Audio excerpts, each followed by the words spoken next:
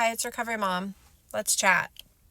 This is a 4-part question, and there is so much to talk about in it.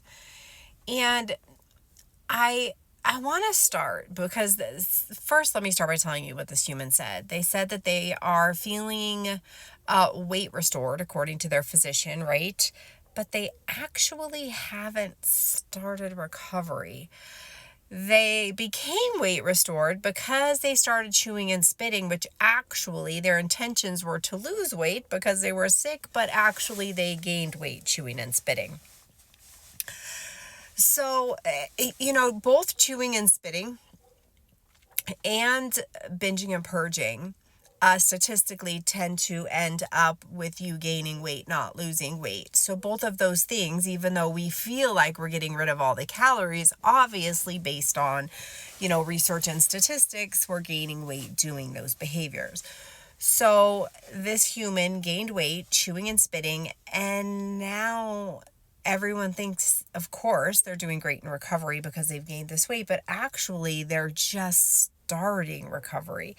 And so they're kind of freaked out about, how do I challenge more, eat more, eat my fear foods, eat to my extreme and mental hunger if I'm already weight restored and at this wonderful healthy weight as deemed by my physician. So first, let's talk about your weight. If you're using your weight, the number on the scale or the BMI category you're in, to decide when your body is at its healthy optimal weight, you cannot recover. You can't, because that's not looking to your body to tell you when it's healthy. That's using an external source. And if you're using those things to tell you when you're healthy, you might as well fucking listen to anorexia, right? Because those are both external things. So it's just as wrong and false to use the BMI or what your doctor says, right? Or what a number on a scale says to tell you you're healthy, as it is to listen to anorexia to tell you when you're doing well and good. So perhaps you're not at a healthy weight for you, right? We don't know this yet. Maybe you are, maybe you're not, right? Only your body knows. Maybe you are, but you need overshoot. Maybe you need 5 more pounds. Maybe you need 25 more pounds. Maybe you're at your set point now and we have to tackle all of this neural rewiring and these behaviors. You just don't get to know. So you have to kind of act as if, presume that you're not. You have to wrap your mind around that you might have gaining to do. You have to accept that and learn to live with that, right? Because otherwise you're going to constantly be fighting against that, and you're going to be not willing to gain if that's what your body needs to do to reach full recovery. And so as you eat and eat these fear foods and challenge these things, your weight probably will change. Will it stay where it changes to? We just don't know, okay? So that is the weight aspect. Now, we have to challenge the behaviors, and chewing and spitting. I feel you because I did every behavior I did. Chewing and spitting, hands down, well, they're all extremely addictive, whether it's laxatives, chewings and spitting, binging, they're all extremely addictive. It is so addictive, and I get it. Once you start, it takes on it's like its own disorder. It takes on a life of its own, right? But you have to stop it. And so there's 2 ways to do it, right? You either go cold turkey or you do it slow. And how you choose to do it is kind of up to you. And so I did 2 things for my chewing and spitting. 1, I got rid of everything in the house that I chew and spit. For me, particularly, I chewed and spit a lot of cereal, a lot of pastry, a lot of cookies, and it was like if I saw somebody eating cookies and I want them, I would go get them. I would hide them in my house. I would wait for an opportunity to chew and spit them so I could feel like I got to have those cookies too, but I didn't actually have to have the calories, which I suppose is false considering that you gain weight chewing and spitting, right? But that's what I would do. So I had to get rid of all those things in my house. I had to get rid of all cereals. My family could not enjoy yummy cereals for a while because we simply could not have it in the house. I got rid of all the cookies. I got rid of anything that I would chew and spit. I got rid of all the little, I don't know if you're like this, but I had all these little things, these items that went along with chewing and spitting, right? Bags, napkins, cups, whatever it is that you use to help you chew and spit. You have to stop hoarding those, keeping those, hiding those. You have to get rid of all of those things, right? That part you kind of have to do cold turkey.